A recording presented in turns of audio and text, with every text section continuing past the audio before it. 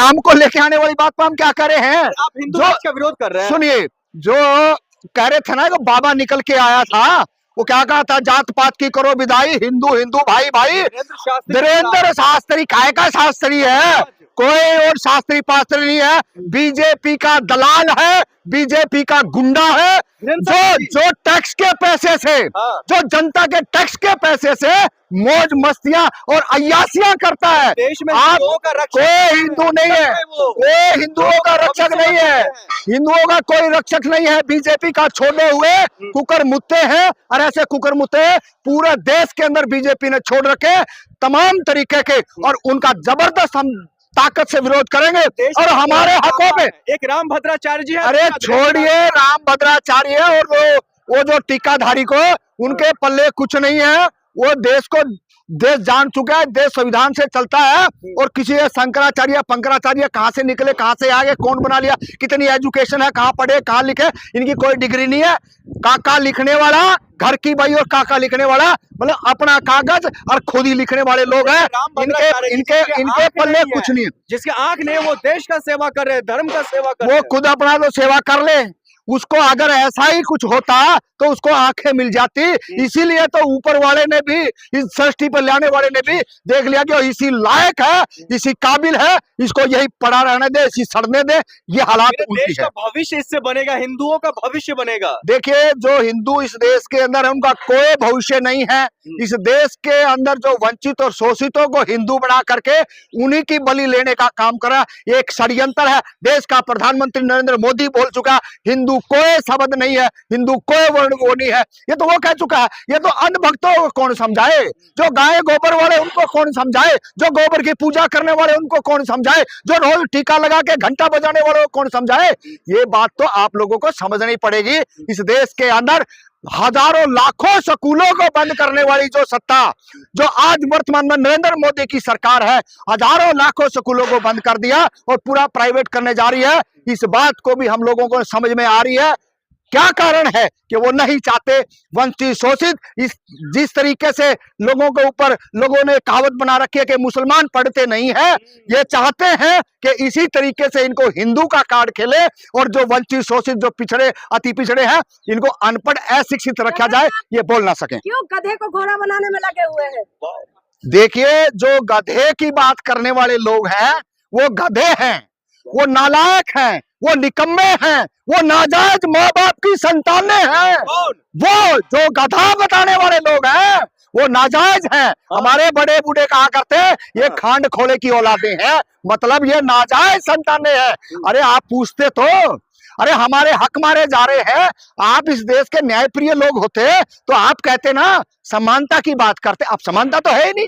सारे इस देश का एक एक व्यक्ति को इस बात का पता है कि कौन इस देश के अंदर वंचित शोषितों के हकों का मारने का काम कर रहा है। लेकिन सवाल वही आ रहा है कि इतना डराया गया, इतना धमकाया गया, इतना दबाया गया कि आज लोगों की हिम्मत नहीं रही। और हम फिर भी कह रहे हैं, इस देश के अंदर अगर एक तरफ से, एक गांव से, एक शहर से, एक ढाणी से, एक कॉलोनी से अगर 50-50 लोगों की गैदरिंग भी अगर निकल गई तो वह पेशाब करेंगे, ये पेशाब में देश में भेज जाएंगे। हम दंगा नहीं करना चाह रहे, हम हक अधिकार की बात कर रहे। दंगा तो वो कर रहे हैं। अरे यूजीसी का बिल लागू होना था और क्या षड्यंत्र रचा, 10-10 लोग, 15-15 लोग ज्ञापन देने चल पड़े। इस देश के जो टैक्स के पैसे आया उसका बर्बाद करवा रहे हैं। इस देश के अंदर पार्लियामेंट चल रही है, उसका पैसे का बर्बाद करवा रहे हैं। कोर्टें जो चल रही हैं उसका पैसे का बर्बाद कर रहे हैं। अरे भाई, जिसको नहीं मिला है, आपको डर हो गया, आपको हैसियत से डर हो गया, आपको सामाजिक न्याय से डर हो गया है।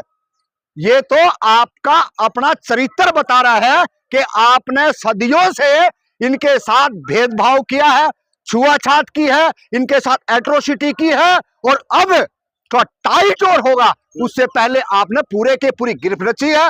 और आपके साथ देखिए ठाकुरों में भी है और वैश्य समाज से भी है, ऐसा नहीं है। सामाजिक न्याय के लोग अच्छे भी हैं, हम उनका समर्थन भी करते हैं। आपको सबसे नफरत ही है, बाबाओं से आपको दिक्कत है, धीरेन्द्र शास्त्री जी से दिक्कत है, सरकार से दिक्कत है, फिर आपको मोहब्बत किससे है? मोहब्बत सामाजिक न्याय की जो बात करने वाले लोग, मोदी जी से हमने नफरत कब करे हैं? हम तो कह रहे हैं बिल पास करवाइए ना। हम आपको गुलदस्ता देंगे, हम आपका स्वागतम करेंगे। जिस मानसिकता से बिल आया था उस मानसिकता से इसको लागू कराओ।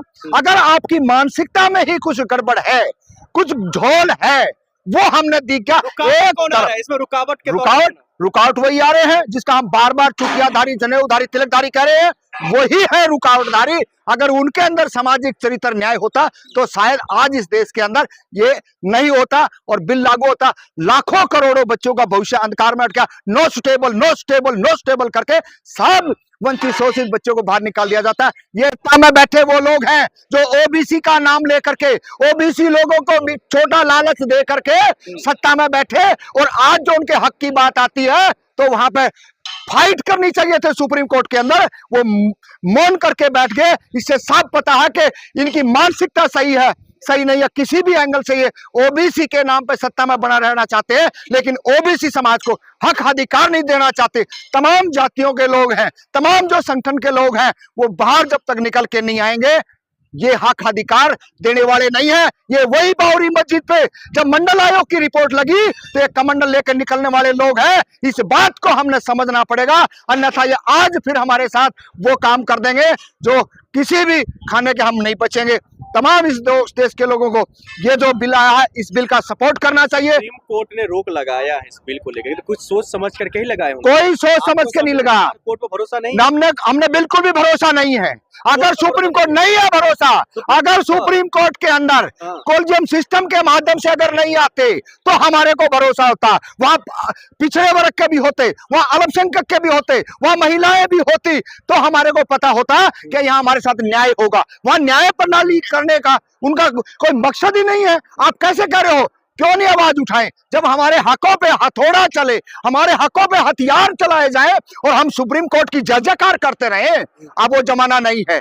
अब पढ़े लिखे पहली जनरेशन हमारी दिल्ली यूनिवर्सिटियों के अंदर पहुंची है, और इस देश के अंदर 85% लोग नहीं, आपको 90 से 95% लोग इनके हलक में हाथ डाल के जुबान निकालने का काम करेंगे। यूजीसी बिल लागू करवा के रहेंगे। इनकी जो तानाशाही है, इन्होंने जितना को जेलों में डालना है डाल करके देख लेने, हिलने वाले नहीं है। 90 नहीं है, 2026 में हम खड़े हैं। यूजीसी को लेकर कहा जा रहा है जब लागू हो जाएगा तो कुछ लोग जो है गुंडई पे उतर जाएंगे यूनिवर्सिटी के अंदर, कॉलेज के अंदर। अच्छा, आज आप हमारे को पीटते हो, आज हमारे को पढ़ने नहीं देते हो, ये सही है? अरे वही जो इस देश के अंदर मड़ाईदार पदों पे जनेऊधारी, तिलकधारी, चुटियाधारी, वही तो सबका इस देश का बेड़ा गर्क कर रहे हैं। अगर उनके अंदर सामाजिक न्याय होता, उनके अंदर सामाजिक चरित्र होता, तो शायद आज इक्वलिटी की बात होती, भाईचारे की बात होती, समानता की बात होती। इन्होंने कब कब किस किस को लड़ाया, कब कब किसकी रेहड़ी पे, किसकी दुकान पे कैसे नाम लिखवाए, सब देखता है देश। राम को लेके आने वाले आज यूजीसी के बिल पे क्या सांप सूंघ गया तुमको? क्या सांप डस गया? क्या जमीन में दफन हो गए? बेशर्मो, कम से कम इसको लागू करवाओ, तब पता होता कि ओबीसी प्रधानमंत्री है। ओबीसी प्रधानमंत्री आज कहाँ है? आज दिखाई नहीं दे रहे। ये बात सोचने लायक है, समझने लायक है। तमाम इस देश के लोगों को एकजुट होकर मैं एक और कहना चाहता हूं, जो जातीय संगठनों के प्रधान हैं, जो अपने अपने संगठनों के नेता और बाहुबली बने हुए हैं, उनको शर्म आनी चाहिए। अगर आप आगे नहीं आए तो तुम्हारे को भी एक दिन आपके औलादों के सामने, आपके सामने लोग क्या कहेंगे ये देख लेना। वो वक्त है। आप 5 लाख, 10 लाख, 20 लाख लेकर के समाज के नाम पे, चंदे के नाम पे, ब्याह शादी के नाम पर, और आप घर बैठ जाते हो। आपकी हैसियत औकात नहीं रहती कि आका को हम कुछ बोल दें। संविधान के नाम पर, बाबा साहब के नाम पर क्या आप लोग हुड़दंगा ही मचाएंगे? हम संविधान के नाम पे, अरे कौन कर रहा है इस देश के अंदर? आपने ही तो प्रस्ताव लेके आना, यूजीसी प्रस्ताव लेके आई ना, एट्रोसिटी हुई ना, रोहित वेमुला मरा ना, वो ताड़वी गई ना, पायल ताड़वी गई ना, और साथी गए ना।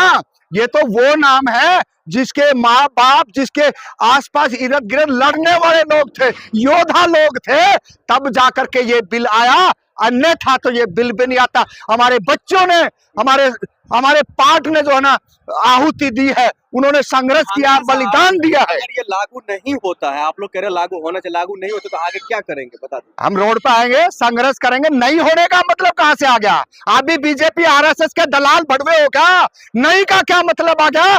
पत्रकारिता करते हो, निष्पक्ष करिए और बोलिए कि आपको सामाजिक न्याय मिलना चाहिए। ये जो आप लोग करते हो ना, ये जो मीडिया जो आज चला रही है बड़े बड़े न्यूज चैनलों के ऊपर, जो बैठ के ना आपस में मुर्गे की तरह जो लड़ाने का काम करते हैं, अरे वहां बैठाओ ना दलित को, वहां बैठाओ ना रामपुर झांगड़ा को, आपको बताएगा ना कहाँ कहाँ शोषण होता है, किस तरीके से होता है। आप लोग तो समानता में विश्वास रखते हैं, तो फिर आप लोग भेदभाव वाले कानून में क्यों विश्वास रखते हैं? अरे वहां भेदभाव हो रहा है ना, वहां भेदभाव हो रहा है, इसीलिए हम लोग कह रहे हैं कि भेदभाव हो रहा है।